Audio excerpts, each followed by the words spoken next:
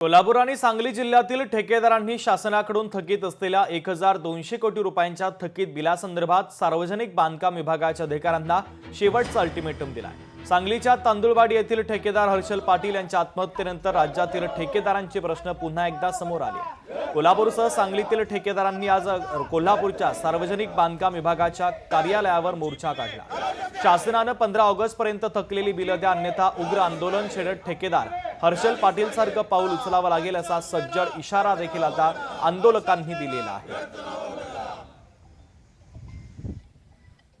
कोणी कोणी खाजगी कर्ज काढले त्यांनी देखील सावकाराच्या तगाद्यामुळे आत्महत्या करण्यात चालू केलेलं आहे।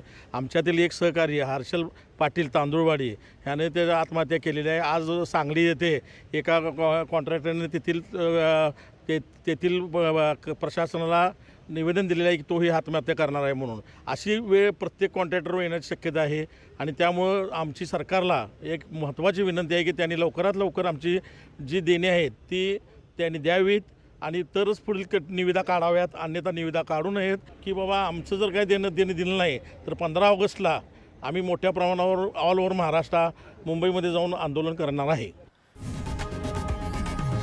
लोकशाही मराठी ऐका, पहा, जागरूक रहा।